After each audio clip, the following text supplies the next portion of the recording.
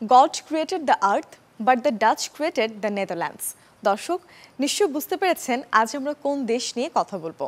আজ আমরা আলোচনা করব নেদারল্যান্ডস নিয়ে, যে দেশটি তার নামের মতোই বিখ্যাত। প্রাকৃতিক দুর্যোগে বিপর্যস্ত দেশটি প্রকৃতির সাথে যুদ্ধ করে তাকে শুধু পরাস্তই করেনি, তাকে নতুন রূপে নিজেদের পছন্দ মতো সাজিয়ে নিয়েছে, যেখানে প্রকৃতির রূপরেখা এখন ডাচদের হাতে বন্দী। দর্শক স্বাগত জানাচ্ছি, দেখব এবার জগৎটাকে।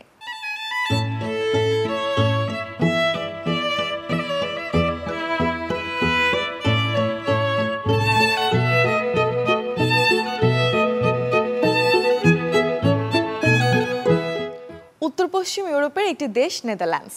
অতীতে এটি হল্যান্ড নামেও পরিচিত ছিল। ক্যারিবীয় অঞ্চলে এর 3টি দ্বীপভূখণ্ড আছে। এগুলো হলো বোনাইরে, সেন্ট অ্যাস্টেটিউটস ও সাবা। দেশটি পূর্বে জার্মানি, দক্ষিণে বেলজিয়াম, উত্তর পশ্চিমে উত্তর সাগর। নেদারল্যান্ডসের শাব্দিক অর্থ নিচু দেশ। নেদার মানে হলো নিচু, আর নেদারল্যান্ডস মানে হলো নিচু জমি। দেশের 1/3 সমুদ্র পৃষ্ঠ থেকে নিচে, যার কারণে এখানে সবসময় বন্যা কবলিত ছিল। রাইন এবং শাখা নদী সহ দেশের অনেক বড় নদীও বন্যা নিয়ন্ত্রণে বাঁধ ও খাল করা হয়েছে। নেদারল্যান্ডস বিশ্বের অন্যতম ঘনবসতিপূর্ণ দেশ। অফিসিয়াল নাম কিংডম অফ দ্য নেদারল্যান্ডস। দেশের আয়তন 41,543 বর্গ কিলোমিটার। আয়তনে বাংলাদেশের তুলনায় অনেক ছোট। 2024 সালের হিসেবে জনসংখ্যা 1,80,31,000 জন। রাজধানী এবং বৃহত্তম শহর আমস্টারডাম। এই দেশটির পাতাল ট্রেন ব্যবস্থার নাম আমস্টারডাম মেট্রো। দেশটির 92%-এরও বেশি মানুষ শহরে বাস করে, বাকি 8%-এর মতো মানুষ গ্রামে বাস করে। প্রাচীনকাল থেকে নেদারল্যান্ডসে মানুষের বসবাসের প্রমাণ পাওয়া গেছে। খ্রিস্টপূর্ব প্রথম শতাব্দীতে এই অঞ্চলটিতে প্রথম মানুষের বসবাসের প্রমাণ পান স্বৈরশাসক জুলিয়াস সিজার। তিনি নেদারল্যান্ডে প্রবেশ করে বিভিন্ন জার্মানিক উপজাতিদের দেখতে পান। এই অঞ্চলটি তখন একটি পশ্চিম অংশে বিভক্ত ছিল, যা প্রধানত বাটাভিয়ানদের আবাসস্থল ছিল। পরবর্তীতে নেদারল্যান্ডের পশ্চিম অংশ রোমান সাম্রাজ্যের একটি অংশ হয়ে ওঠে। 4র্থ এবং 8ম শতাব্দীর মধ্যবর্তী সময়ে ফ্রাঙ্করা নেদারল্যান্ডস জয় করে এবং এলাকাটি পরে হাউস অফ বার্গান্ডি এবং অস্ট্রিয়ান হ্যাবসবার্গকে দেয়া হয়। তবে 16 শতকেও নেদারল্যান্ডসকে স্পেন শাসন করত, কিন্তু 1558 সালে ডাচ জনগণ বিদ্রোহ করে এবং 1579 সালে ইউট্রেচ্ট ইউনিয়ন 7টি উত্তর ডাচ প্রদেশের সাথে ইউনাইটেড নেদারল্যান্ডস প্রজাতন্ত্রে যোগ দেয়। 1815 সালে নেপোলিয়ন পরাজিত হলে নেদারল্যান্ডস, বেলজিয়াম সহ কয়েকটি দেশ ইউনাইটেড নেদারল্যান্ডস রাজ্যের অংশ হয়ে ওঠে। 1940 সালে দ্বিতীয় বিশ্বযুদ্ধের সময় নেদারল্যান্ডস জার্মানি দখলে ছিল। দ্বিতীয় বিশ্বযুদ্ধের সময় নেদারল্যান্ডসের ইহুদি জনসংখ্যার প্রায় 75% বেশি মানুষ নিহত হয়েছিল। পরে অনেক আন্দোলন সহিংসতার পর 1945 সালের মে মাসে নেদারল্যান্ডস স্বাধীন হয়। এরপর থেকে নেদারল্যান্ডস রাজনৈতিক ও অর্থনৈতিকভাবে বেশ শক্তিশালী হয়ে ওঠে।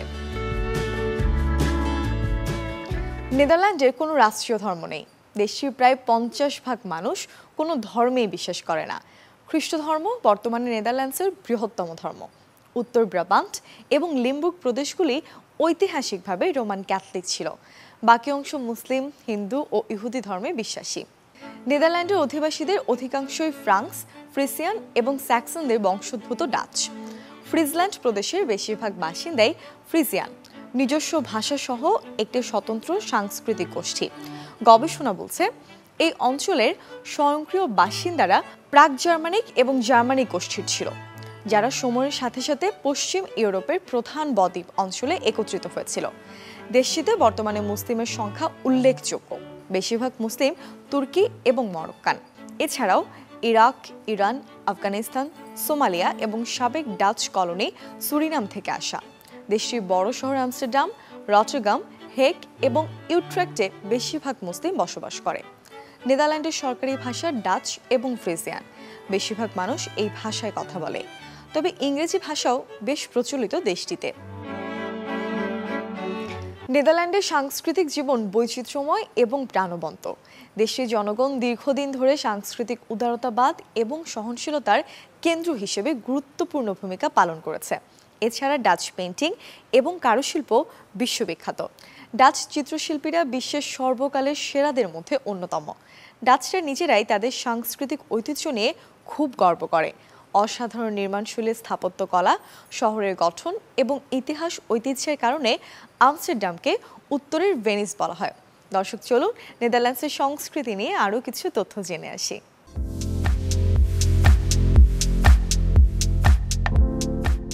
নেদারল্যান্ডসের সাথে বাংলাদেশের কয়েকটা ব্যাপারে খুব মিল আছে। আমাদের মতো নেদারল্যান্ডসও বন্যাপ্রবণ দেশ। এর কারণ হলো নেদারল্যান্ডসের বেশিরভাগ অঞ্চলের অবস্থানই সমুদ্রপৃষ্ঠ থেকে নিচে। নেদারল্যান্ডসের শিল্পীরা পেইন্টিং এবং ভাস্কর্যে পিছিয়ে নেই। তাদের সূক্ষ্ম কাজের সুনাম শুধুমাত্র নেদারল্যান্ডের মধ্যেই নয়, মহাদেশ জুড়েও ছিল। সবচেয়ে বেশি পরিচিত চিত্রশিল্পী ছিলেন ভ্যান আইক। তার খ্যাতি ইতালি পর্যন্ত পৌঁছেছিল। নেদারল্যান্ডসের প্রধান ঐতিহ্যবাহী উৎসব হল সেন্ট নিকোলাস বা সিন্টারক্লাস প্যারেড। এই উৎসবটি সাধারণত ৫ নভেম্বরের সিন্টারক্লাসের জন্মদিনের আগে উদযাপিত হয়। কিংস্টে ডাচদের আরেকটি জাতীয় উৎসব ২৭ এপ্রিল রাজার জন্মদিনের সম্মানে এটি পালিত হয়। এদিন দেশটির জনগণ আমস্টারডামের খালগুলোকে রঙিন সাজে সাজায়। রাস্তায় লাইভ পারফর্ম করে রেমব্রান্ডসপ্লিন এবং প্রিন্সেন গ্রাস্টের মতো ব্যান্ড। ডাচ রন্ধন প্রণালী মূলত জার্মান এবং ফরাসি রন্ধন প্রণালী দ্বারা প্রভাবিত। ডাচ খাবার টেবিলে মাংসের তুলনায় শাকসবজির পরিমাণ বেশি থাকে। ডাচ পেস্ট্রি অত্যন্ত সমৃদ্ধ এবং প্রচুর পরিমাণে খাওয়া হয়। ফুটবল নেদারল্যান্ডসের সবচেয়ে জনপ্রিয় খেলা। অ্যাজাক্স, ফেইনোর্ড রটারডাম, পিএসভি আইনধোভেন দেশটির জনপ্রিয় ক্লাব। নেদারল্যান্ডসের জাতীয় খেলা স্পিড স্কেটিং। সাহিত্যে ডাচরা পিছিয়ে নেই। মানবতাবাদী লেখক ইরাসমাস দেশটির বিখ্যাত সাহিত্যিক।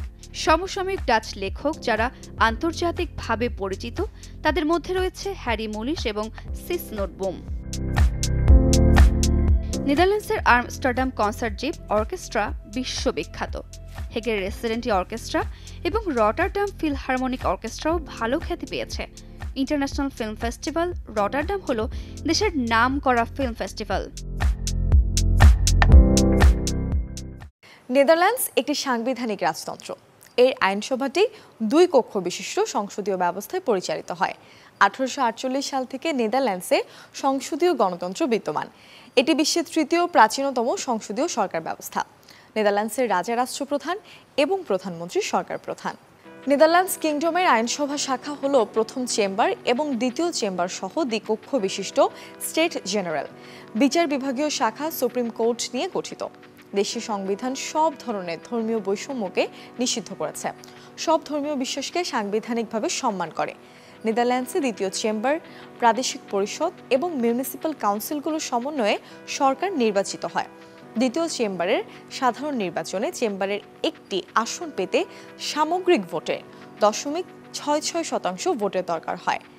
এর ফলে এখানে বিপুল সংখ্যক দল এবং রাজনৈতিক পার্টি সংসদে প্রতিনিধিত্ব করে। সেনাবাহিনী, নৌবাহিনী এবং বিমান বাহিনী নিয়ে ডাচ সশস্ত্র বাহিনী গঠিত। মিলিটারি পুলিশের একটি ছোট ইউনিটও আছে দেশটিতে। নেদারল্যান্ডসের বর্তমান রাজার নাম উইলিয়াম আলেকজান্ডার এবং প্রধানমন্ত্রী মার্ক রুটে। এবার আসি নেদারল্যান্ডসের শিক্ষা ব্যবস্থা নিয়ে। দেশটির শিক্ষা ব্যবস্থা ইউরোপের অন্যান্য দেশের মতোই বেশ উন্নত। আন্তর্জাতিক মানের পড়াশোনার জন্য বিভিন্ন দেশ থেকে শিক্ষার্থীরা নেদারল্যান্ডসে আসে। প্রতিবছর নেদারল্যান্ডস সরকার বিদেশি শিক্ষার্থীদের জন্য বিনামূল্যে স্নাতকোত্তর এবং বিভিন্ন কোর্সে পড়াশোনার সুযোগ দেয়। অরেঞ্জ নলেজ প্রোগ্রাম ওকেপি নামের একটি স্কলারশিপের আওতায় বিদেশি শিক্ষার্থীরা দেশের শীর্ষস্থানীয় বিশ্ববিদ্যালয়গুলোতে একেবারে বিনা খরচে পড়ার সুযোগ পায়। এই স্কলারশিপে নানা কোর্সে ভর্তির জন্য অফার করা হয় শিক্ষার্থীদের। বাংলাদেশি শিক্ষার্থীরাও আবেদন করতে পারেন এই বৃত্তির জন্য। শিক্ষার্থীরা integrated food and nutrition security, integrated water resources management, delta management এবং sexual and reproductive health and rights নিয়ে পড়াশোনা করতে পারবেন। নেদারল্যান্ডসের পররাষ্ট্র মন্ত্রণালয় এই বৃত্তিতে অর্থায়ন করে। এই বৃত্তিতে সংক্ষিপ্ত কোর্সে মনোনয়ন পেলে 2 সপ্তাহ থেকে শুরু করে 12 মাস পর্যন্ত বৃত্তি মিলবে। আর মাস্টার্স প্রোগ্রামে বৃত্তি পেলে 1 থেকে 2 বছর পর্যন্ত বৃত্তি মিলবে। ওকেপির আওতায় শিক্ষার্থীদের পড়াশোনার সম্পূর্ণ খরচ বহন করে দেশটি। বাংলাদেশিদের মধ্যে যারা সহজে ইউরোপে যেতে চান তারা চাইলে নেদারল্যান্ডসের ওয়ার্ক পারমিট ভিসা নিয়ে সে দেশে যেতে পারেন এবং স্থায়ীভাবে বসবাস করার সুযোগ আছে দেশটিতে। নেদারল্যান্ডসে প্রগতিশীল এবং ব্যবসায়িক পরিবেশ থাকার কারণে বাংলাদেশি নাগরিকদের জন্য বিভিন্ন কাজের সুযোগ আছে। নেদারল্যান্ডসে বাংলাদেশি প্রযুক্তি পেশাদারদের কাজের অনেক সুযোগ রয়েছে, যেমন software based company, data analyst ও প্রোগ্রামার। এছাড়া প্রবৃদ্ধি এবং ব্যবসা পরিচালনার ক্ষেত্রেও আছে অনেক চাকরির সুযোগ। চিকিৎসা ও পরিবার কল্যাণ সেবাগুলোর ক্ষেত্রে বাংলাদেশি ডাক্তার, নার্স ও স্বাস্থ্যসেবা সম্পৃক্ত কর্মীদেরও চাকরির সুযোগ রয়েছে দেশটিতে। চাকরির মাধ্যমে বাংলাদেশি নাগরিকদের অনেকেই ভালো বেতন এবং ভালো জীবন উপভোগের সুযোগ করতে পারেন। শিক্ষাগত যোগ্যতা বিশেষ ক্ষেত্রে উচ্চ শিক্ষার প্রয়োজন হতে পারে। নেদারল্যান্ডসে চাকরির খোঁজার প্রক্রিয়া এবং আবেদনের প্রয়োজনীয় তথ্যের জন্য নেদারল্যান্ডসের ক্যারিয়ার ও জরুরি সেবা সাইটগুলোতে নজরও রাখতে পারেন। নেদারল্যান্ডের অর্থনীতি একটি উচ্চ বিকশিত বাজার অর্থনীতি। দ্বিতীয় বিশ্বযুদ্ধের পর থেকে নেদারল্যান্ডে পশ্চিম ইউরোপের অর্থনীতিতে গুরুত্বপূর্ণ অবস্থান দখল করে আছে। দেশের অর্থনীতি শক্তিশালী শিল্প সম্পর্ক এবং একটি মাঝারি বেকারত্বের হারের সাথে স্থিতিশীল। নেদারল্যান্ডসের বৃহত্তম শিল্পগুলি হল কৃষি শিল্প, ধাতু এবং প্রকৌশল পণ্য, বৈদ্যুতিক যন্ত্রপাতি এবং সরঞ্জাম, রাসায়নিক পেট্রোলিয়াম, নির্মাণ, মাইক্রোইলেকট্রনিক্স এবং মাছ ধরা। নেদারল্যান্ডের কৃষি পণ্যের মধ্যে রয়েছে শস্য, আলু, সুগার, বিট, ফল, শাকসবজি এবং পশু সম্পদ। ডাচ ডেইরি ফার্মিং অত্যন্ত উন্নত। গাভী পালন ও দুগ্ধজাত পণ্য উৎপাদনে বিশ্বের সর্বোচ্চ। মাখন, পনির এবং কনডেন্স মিল্কের মতো দুগ্ধজাত পণ্য রপ্তানি করে অনেক বৈদেশিক মুদ্রা আয় করে। নেদারল্যান্ডের জাতীয় মুদ্রার নাম ইউরো। নেদারল্যান্ডস ছোট দেশ হলেও এখানে অনেক দর্শনীয় স্থান রয়েছে। নয়নাভিরাম প্রাকৃতিক সৌন্দর্য উপভোগের জন্য বিশ্বের বিভিন্ন স্থান থেকে পর্যটকরা দেশটিতে ভ্রমণে আসে। দেশটির রাজধানী আমস্টারডামে দেখতে পারবেন অনেক প্রাচীন স্থাপনা ও মিউজিয়াম। এছাড়া রয়েছে অসংখ্য সুরক্ষিত দুর্গ, রিসোর্ট, সমুদ্র সৈকত, নদী ও লেক। দর্শক, চলুন না নেদারল্যান্ডসের পর্যটন নিয়ে আরও কিছু খুঁটিনাটি জেনে আসি।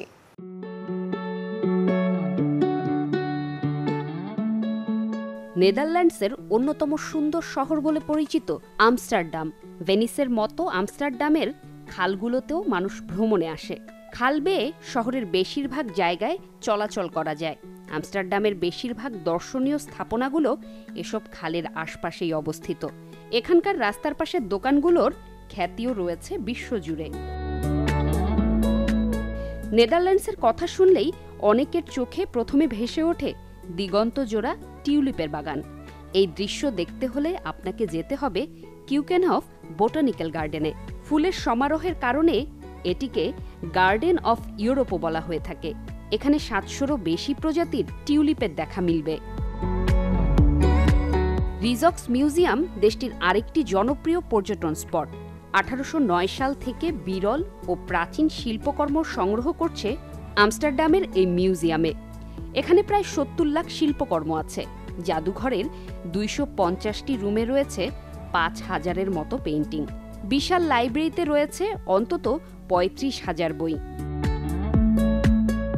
আমস্টারডাম গেলে অ্যানা ফ্রাঙ্কে হাউস অবশ্যই ঘুরতে যাবেন। এ বাড়িতেই দ্বিতীয় বিশ্বযুদ্ধের বেশিরভাগ সময় লুকিয়েছিল অ্যানার পরিবার। এই বাড়িতে বসেই অ্যানা তার বিখ্যাত ডায়েরি লিখেছিলেন। যদিও যুদ্ধ শেষ হওয়ার মাত্র 2 মাস আগে মেয়েটি মারা যায়, তবে তার দুঃসহ স্মৃতিগুলো এই ডায়েরির মাধ্যমে আজও বেঁচে রয়েছে। বিশ্ববাসীর কাছে আন্তর্জাতিক ন্যায় বিচার আদালতের অবস্থান হিসেবে পরিচিত জায়গাটি নেদারল্যান্ডসেও রাজনৈতিক কেন্দ্র। এখানেই দেশটির সরকার তার কার্যক্রম চালায়। এছাড়া ডাচ রাজপরিবারের বাসভবন, ঐতিহাসিক নুরদিন্ডে প্রাসাদও এই এলাকায়। আমস্টারডাম থেকে ট্রেনে মাত্র 1 ঘন্টার দূরত্বে অবস্থিত রটারডাম বন্দর শহরটি সংরক্ষিত ওল্ড হারবার বা ওল্ড হ্যাভেনের জন্য বিখ্যাত। ভ্যান গগ মিউজিয়াম আমস্টারডামের আরেকটি ঐতিহাসিক মিউজিয়াম। বিশ্বের সর্বশ্রেষ্ঠ শিল্পীদের একজন মনে করা হয় ভ্যান গগকে। তার স্মৃতিচিহ্নে ভরপুর আমস্টারডামের ভ্যান গগ মিউজিয়াম বিশ্বের দ্বিতীয় সেরা শিল্পকর্ম জাদুঘর। ভ্যান গগের পেইন্টিংয়ের বৃহত্তম সংগ্রহশালা এটি। একাধিক ঐতিহাসিক ভবন সমৃদ্ধ জনপ্রিয় পর্যটন শহর ইউট্রেখট। এখানে অবস্থিত ক্যাথেড্রাল স্কয়ার আপনার পছন্দের তালিকায় অবশ্যই রাখবেন। হেঁটে হেঁটে এলাকার দর্শনীয় স্থানগুলো ঘুরে দেখতে পারবেন। বিখ্যাত সেন্ট মার্টিন ক্যাথেড্রাল এই শহরেই অবস্থিত। আপনি যদি জাদুঘরে ঘুরতে পছন্দ করেন তাহলে নেদারল্যান্ড আপনার জন্য একেবারে একটা আদর্শ জায়গা, কারণ ছোট্ট এই দেশটিতে আছে 700-এরও বেশি মিউজিয়াম। দর্শক, চলুন নেদারল্যান্ডস নিয়ে এরকম আরও কিছু মজার তথ্য জেনে আসি। আপনি জানেন কি, বিশ্বের প্রথম স্টক এক্সচেঞ্জ তৈরি করা হয়েছিল নেদারল্যান্ডসে। 1606 সালে দেশটির রাজধানী আমস্টারডামে প্রথম স্টক এক্সচেঞ্জ চালু হয়েছিল। বিশ্বের প্রথম সাবমেরিন তৈরি করেছিলেন একজন ডাচম্যান। নেদারল্যান্ডসের নাগরিক কর্নেলিস ড্রেবল একটি জাহাজ তৈরি করেছিলেন, যা 1620 এবং 1624 সালে টেমস নদীর জলের নিচে গিয়ে পরীক্ষা করেছিল। নেদারল্যান্ডকে আপনি জাদুঘরের দেশও বলতে পারেন, কারণ ছোট এই দেশটিতে আছে প্রায় 700টি জাদুঘর, আর রাজধানী শহর আমস্টারডামে রয়েছে প্রায় 90টির মতো জাদুঘর। দর্শক, কাঠের চশমার কথা তো অনেক শুনেছেন, কিন্তু কাঠের জুতোর কথা কি কখনো শুনেছেন? এমন কাঠের জুতো দেখা পাবেন নেদারল্যান্ডসে। এটি বিশ্বের সবচেয়ে বিখ্যাত জিনিসগুলোর মধ্যে একটি। নেদারল্যান্ডসে কৃষক, জেলে, কারখানা শ্রমিক, কারিগরেরা প্রায় 700 বছর ধরে এই জুতো ব্যবহার করে আসছে। সুখী মানুষের দেশের তালিকায়ও পিছিয়ে নেই নেদারল্যান্ড। বিশ্বের 6ষ্ঠ সুখী মানুষের দেশ এটি। নেদারল্যান্ডস একটি প্রগতিশীল এবং উদারপন্থী জাতি হিসেবে পরিচিত, এই কারণে যে নেদারল্যান্ডস সমকামী বিবাহকে বৈধ করার প্রথম দেশ ছিল। 2001 সাল থেকে নেদারল্যান্ডের 2 জন পুরুষ বা 2 জন নারীর বিয়ে করতে পারবেন, এই জন্য তাদের কোনো আইনি বাধা নেই। তবে বর্তমানে নেদারল্যান্ড ছাড়াও বিশ্বের অনেক দেশে সমকামী বিয়ে বৈধ। দর্শক, দেখব এবার জগৎটাকে আজকের পর্ব এ পর্যন্তই। আগামী পর্বে অন্য কোনো নতুন দেশের গল্প নিয়ে আবারও হাজির হব আমি। আর যদি চান আপনার পছন্দের কোনো দেশ সম্পর্কে জানতে, তাহলে আমাদের ফেসবুক পেজ কিংবা ইউটিউবে গিয়ে কমেন্ট করে জানাতে পারেন সে দেশের নাম। আজ এ পর্যন্তই, সবাই ভালো থাকুন।